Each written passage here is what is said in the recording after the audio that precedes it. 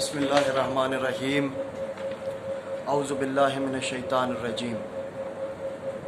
عزیزان، آج کی اس نشست، اس گفتگو اور اس پیغام کا جو مرکزی نقطہ خیال ہے، اس کا عنوان آپ چاہیں تو امید رکھیں، آپ چاہیں تو جستجو رکھیں، آپ چاہیں تو کوشش رکھیں۔ میں کوشش کروں گا کہ جو اسلامی نقطہ نظر ہے، جو تاریخی نقطہ نظر ہے، یا جو مشہور شخصیات زمانے میں گزری جنہوں نے تاریخ کے رخ کو بدلا اور جنہوں نے تاریخ کے دھارے کو ایک نئی سمت دی، ان کی مثالیں دے کے آپ کو کوشش، جستجو اور لگن کی تھوڑا سا اس کو ڈیفائن کرنے کی کوشش کروں گا۔ تو چلیں ابھی اس کو سٹارٹ کرتے ہیں۔ سب سے پہلے بحیثیت مسلمان ہمارا سب کا اس بات پہ یقین کامل ہے کہ قرآن مجید ایک لاریب کتاب ہے، اور اس میں اللہ وحدہ لا شریک نے جو ارشاد فرما دیا وہ حرف آخر ہے۔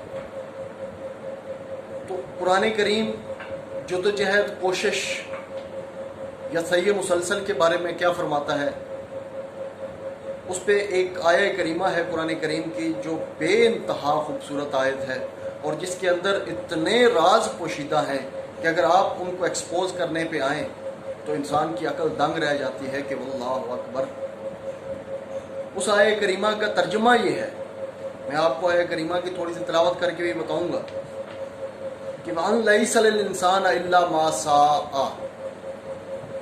غور فرمائیے گا کہ جہاں پہ لفظ بے شک، وداؤٹ اینی ڈاؤٹ، بغیر کسی شک و شبہ کے، یہ بات کسی بھی شک و شبہ سے بالا تر ہے۔ ایک تو قرآن کریم ویسے ہی لاریب کتاب، اور پھر جب لفظ بے شک والا استعمال ہوا تو اس پہ سمجھ لیں کہ وہ 1000% بات حقیقت سے قریب تھا۔ اب دیکھیں کہ اس قرآن کریم کی آیہ کریمہ کا جو لب لباب ہے، جو ترجمہ ہے، جو مرکزی خیال ہے، وہ یہ ہے کہ بے شک انسان کو وہی کچھ ملتا ہے جس کی وہ کوشش کرتا ہے، جس کے لیے وہ جد و جہد کرتا ہے۔ Man gets whatever he strives for, جس کے لیے وہ جد و جہد کرتا ہے۔ یہ لفظ جہاد سے نکلا ہے، جس کے معنی ہے کہ مسلسل جد و جہد۔ دوسری طرف ہمارا عقیدہ یہ ہے، بحیثیت مسلمان ہم اس بات پہ یقین کامل رکھتے ہیں، اس بات کو اظہر من الشمس سمجھتے ہیں کہ جو بھی کام، جو بھی آپ کا عمل سرزد ہوتا ہے، آپ کی قسمت بنے، سنورے، بگڑے، اس میں مالک کی رضا ہے۔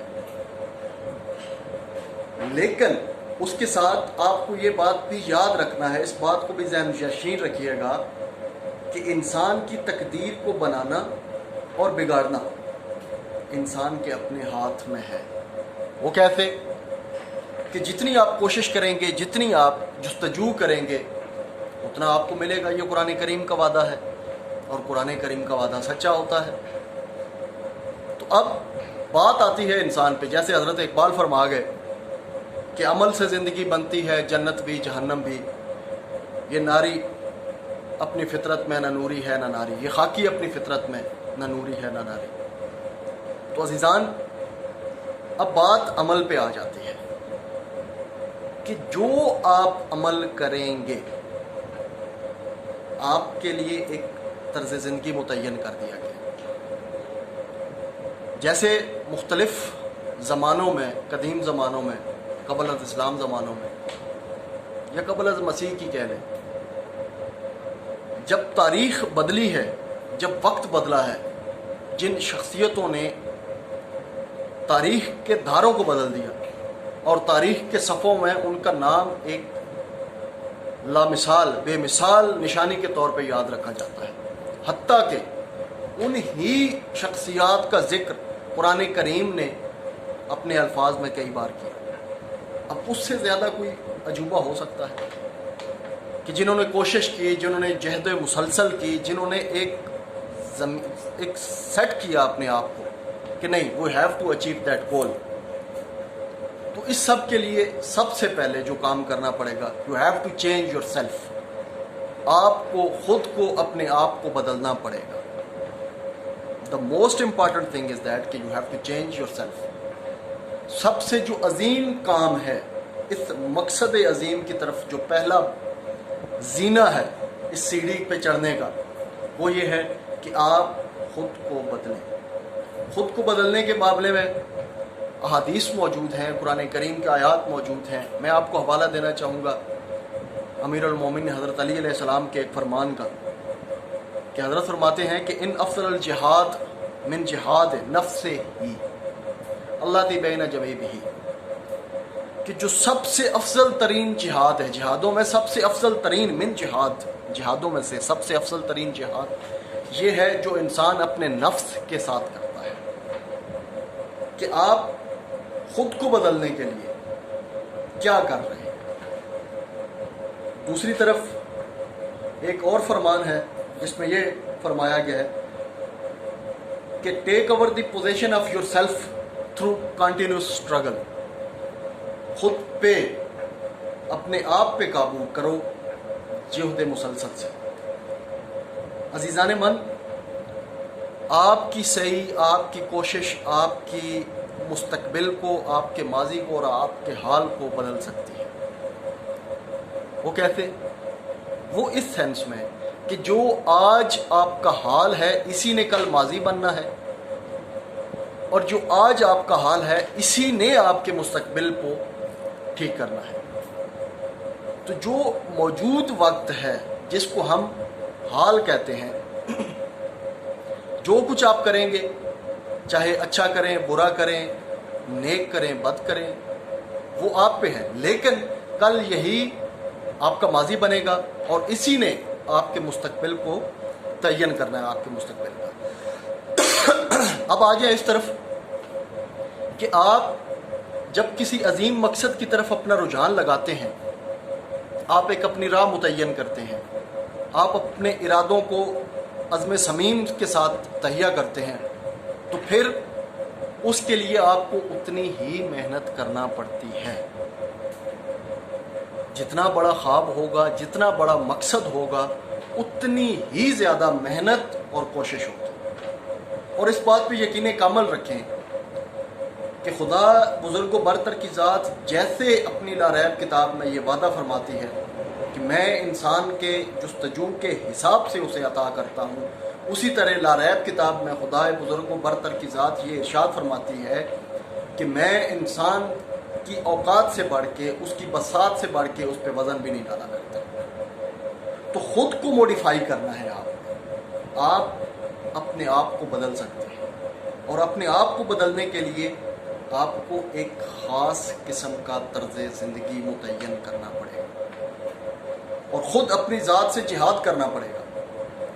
جب آپ خود کو بدلیں گے تو پھر ڈیفینیٹلی آپ یہ ذہن میں رکھیں کہ you can change the world, you have the capability to change the world. آپ اتنا انفلوئنس کر سکتے ہیں معاشرے میں کہ آپ معاشرے کو بدل دیں. تاریخ کے اوراق ذرا پلٹ کے دیکھیے، انبیاء کی مثالوں کو چھوڑ دیں، ولیوں کی مثالوں کو چھوڑ دیں. آپ دور حاضر میں دیکھیں، مارٹن لوتھر کنگ تھا، آور ڈریم، وہ کہتا تھا میرا ایک خواب ہے، اور اس کے خواب نے جو چارٹر آف فلاڈیلفیا تھا 1887 کو سائن ہوا، اس سے لے کے 1967 تک غلاموں کو، کالوں کو غلام سمجھا جاتا تھا. لیکن مارٹن لوتھر کنگ نے ایک خواب دیکھا، اس پہ جستجو کی، اس پہ محنت کی، اور ایٹ دا اینڈ وہی امریکہ کہ جو پہلے ان کو غلاموں کی منڈی میں ان کی تجارت کیا کرتا تھا، اب دے آر ایکول سٹیزن، ان کو ایک جیسے شہری کے حقوق حاصل ہیں. آپ قائد اعظم محمد علی جناح کی مثال لیجیے. قائد اعظم محمد علی جناح نے ایک خواب دیکھا، علامہ اقبال رحمۃ اللہ علیہ نے انہیں ایک کنسیپٹ دیا، اور پھر حضرت نے اس پہ محنت کی. یہ نہیں تھا کہ انہوں نے جنگ کی، نو، جنگ نہیں تھی، مسلسل جد و جہد تھی. اب وہ کسی بھی ذریعے سے ہو سکتی ہے. تو سیم لائک اسی طرح آپ اپنی زندگی کو پہلے ایک مثالی نمونہ بنائیے، اور اس کے لیے you have to change your self. آپ کو اپنی ذات کو، خود کو، عادات کو، اپنے رویوں کو مکمل طور پہ بدلنا پڑے گا۔ جب تک آپ خود کو نہیں بدلیں گے تب تک آپ زمانے کو نہیں بدل سکتے۔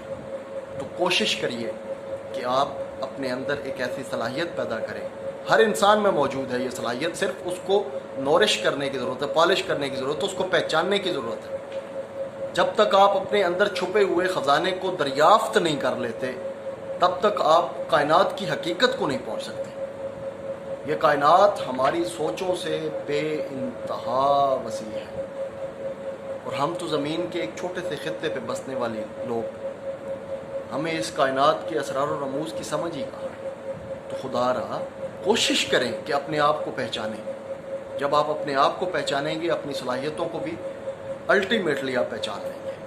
جب اپنی صلاحیتوں کو پہچانیں گے تو آپ کی وجہ سے اگر معاشرے میں کوئی ایک بھی شخص، کوئی ایک بھی کام ایسا ہوتا ہے کہ جو اچھا ہے، جو معاشرے کے لیے، جو انسان کے لیے، جو لوگوں کے لیے، جو انسانیت کے لیے بہترین ہے، تو آپ سمجھ لیں کہ آپ کی سب سے بڑی کامیابی ہے۔